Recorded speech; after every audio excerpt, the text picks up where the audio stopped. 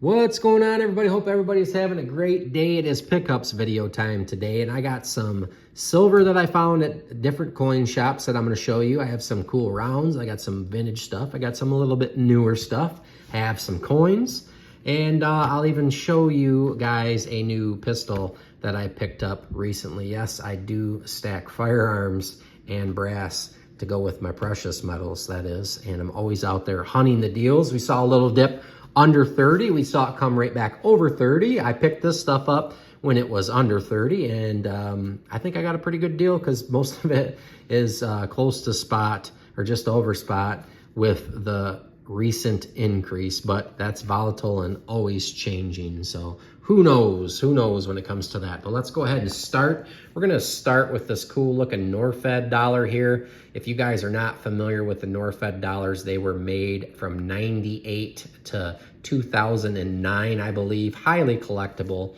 Many different variations through the years, different denominations, different sizes. The gentleman that created these, I'm not going to go into the whole story just because if you guys are stacking, you're probably familiar, but you knew guys out there. There was a gentleman that came out, tried to trade silver with denominations, put the dollar on there, got in trouble by the government, did get arrested. I don't believe he did any real prison time or jail time or anything like that. But there's different dates. Like I stated, very highly collectible due to just what they are and what they stand for and all of the different variations. You can see this is a 2006 from Missouri. Not every state got their own Liberty dollar, but quite a few of them did. Some of these have hallmarks, some of these have serial numbers. They're all different sizes. This happens to be the $20 denomination. And when I find these in the coin shop and I find them for a good price, I got these for $32 a piece, which I thought was a pretty darn good deal. And when I say these, I picked up almost a full roll. I picked up 19 of them, and most all of them are really nice condition.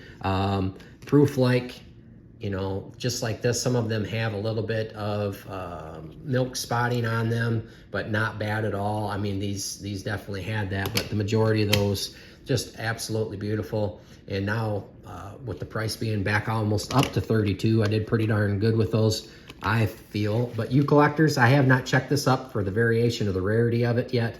You guys chime in down below. I'd appreciate you. Let me know what you think about that pickup with these Liberty dollars. Would you, the Norfed dollars, would you have picked them up? I think most of you probably would. Not really sure what the premiums are. If you guys know, you experts out there in the Norfeds, I know there's got to be some collectors out there. I know Louie, you're a collector, losing Louie. I know Sal knows about him. I know quite a few people out there know about him. I've done videos on him. I've seen the videos. I'm just not certain with that specific variant. So if you guys can let me know, I'd appreciate it.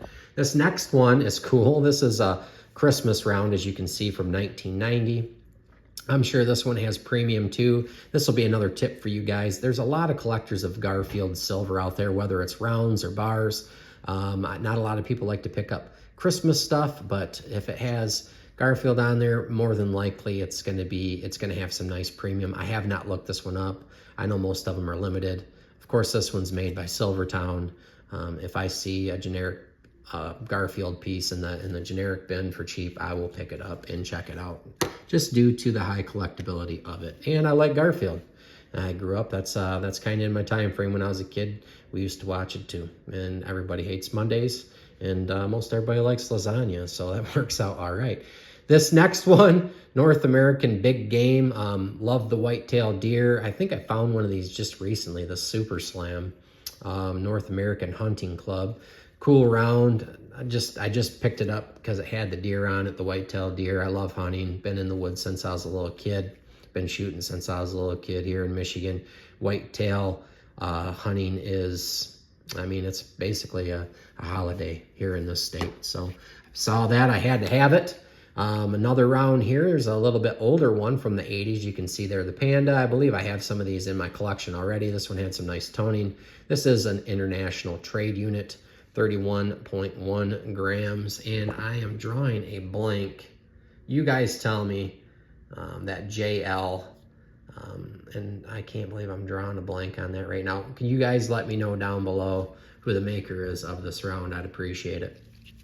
Okay, and yeah, just a cool piece nonetheless. So I went ahead and scooped that. I usually there's a variety of rounds every time I go into the coin shop. Not so much the bars. Usually you can find more rounds than the bars, but I do collect the rounds and like them just about as much as I do the older bars. And especially if you find, like I stated, the North Feds like that. Now I'm going to show you guys some coins. Now I wish I could show you guys the coins as nice as one of my favorite channels out there, the Coin Geek. If you guys watch his YouTube channel or don't know his YouTube channel, you should definitely check it out, because I wish I could show my coins off as good as he does. He does such a spectacular job.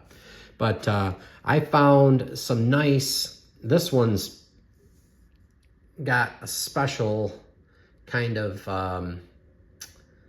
issue going on with it. And I'm showing you this one first because I want to ask you experts out there. Basically, there was a coin collection that came into a one of my coin shops, and it was rather large, and I was able to go through and pick through some of the more common dates. This is 1903, and settled on a price of $35. Now I picked up, I believe they're all AUBU. When I look at them really closely, this is the only one out of the 11 that I picked up that I think could possibly be cleaned. But the rest of them all look, between my opinion, my non-expert opinion, maybe a 63 to even possibly up to a 65. And I'm going to show those to you. And I got them for 35 a piece. I was very, very happy. This one looks kind of shiny.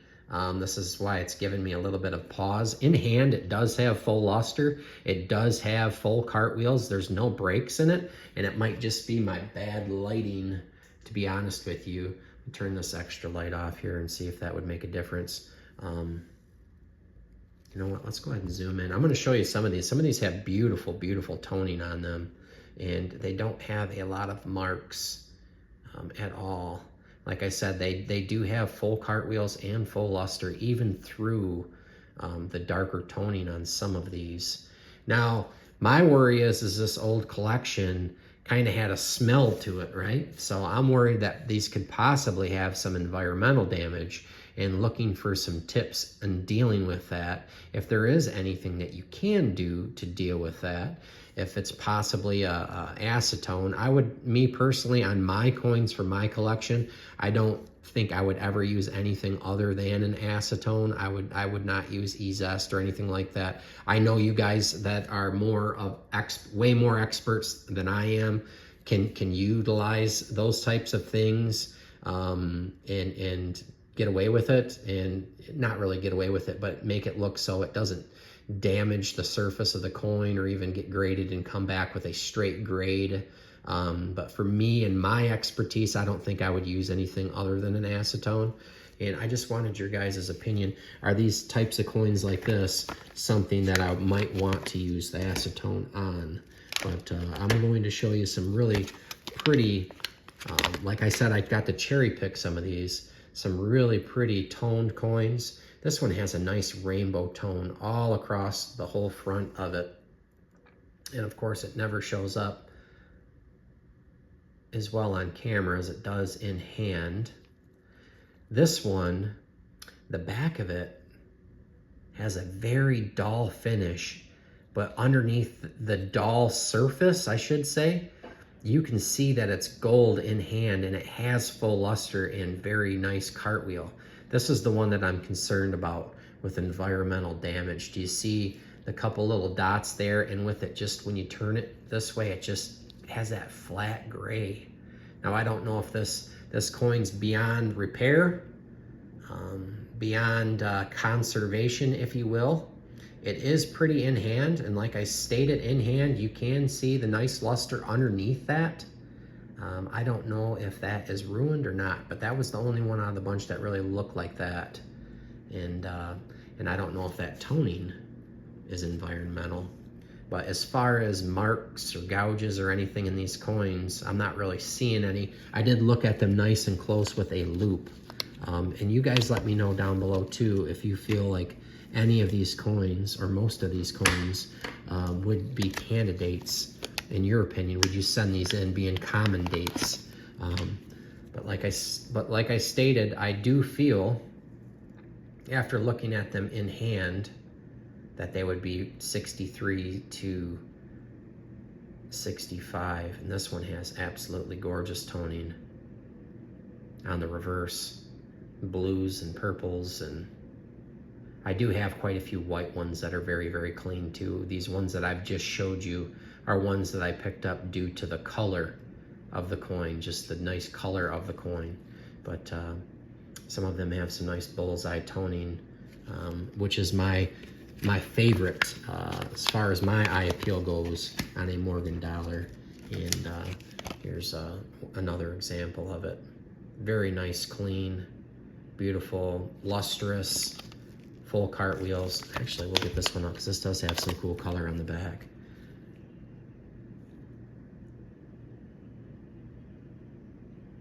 Being 1896, a more common date.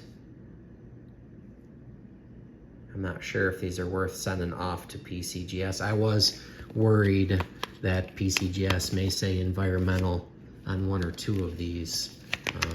I'm not going to take them all out, but I'll give you a nice look. They are, like I stated, mostly very, very clean. Not really seeing too many chatter marks or contact marks in the field.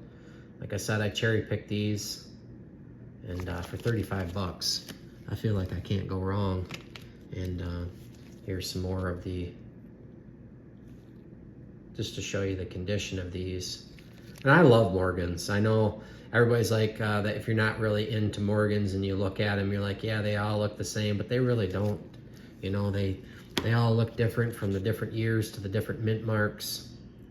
Some of these are frosty. They're not gouged up or anything. Very clean. Now, a coin like that, I would say, you know, in my opinion,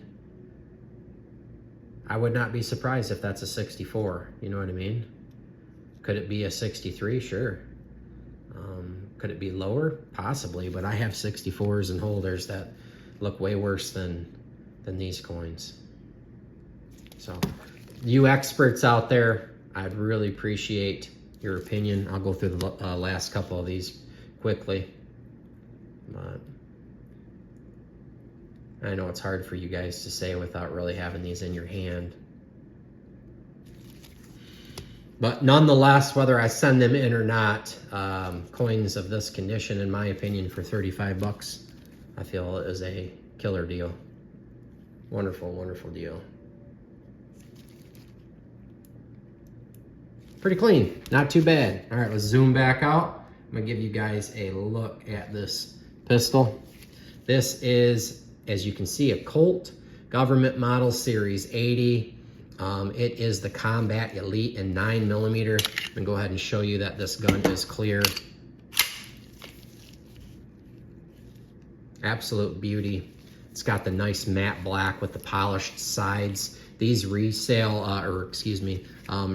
value $13.99. I bought this gun used. Doesn't have a spec on it. Doesn't even look like it's been shot. Picked it up for $850. So I look for deals when it comes to firearms. I collect them as well. It's got night sights on it.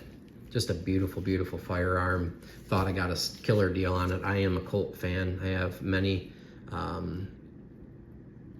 don't want to say many, but I got a handful of Colts. And for that price, I was really happy with it. You can see in the back there, I have a case of ammunition. That is a full case of brass 124 grain 9mm ammunition. Showed you guys a case like that in a recent video. I still pick those up from time to time. I watch the deals. That particular one there I got from Bud's Gun Shop. It was $254 shipped. Again, that's brass, 124 grain 9mm. Probably not the cheapest you can find it on the planet, but for factory ammunition, $254 shipped. I thought it was a pretty good deal, and I will continue to pick up cases of ammunition like that. And I hope you guys are too if you're into firearms. Don't forget, in addition to your medals, grab those cases of ammunition. You never know who's going to get in office, and you never know where the prices are going to go with our ammunition, especially if you are a regular shooter. You can burn through it rather quick. And with wars going on. You never know. It is not beyond the realm of possibility that manufacturers produce less ammo for civilians. If a war breaks off, they can change laws. They can do all sorts of crazy stuff. Have yourself a nice stockpile of ammo, especially if you are a sportsman like I am and you like to shoot and target practice and different things like that. You know, you would be surprised how quickly you can burn through ammo. But I appreciate every one of you guys for watching. Let me know what you think of my pickups, the coin guys out there. I'd appreciate any information, or not really information, I guess, but your advice on possible environmental damage when you get these old coins and these old holders that kind of smell a little musty. You know, could there possibly be stuff on the face of those, on the surface of those, that if I send them into PCGS that I'm going to get burned on them? So acetone dip, maybe. Thoughts down below. Again, appreciate you guys. Please like, comment, subscribe, and we'll catch you on the next one.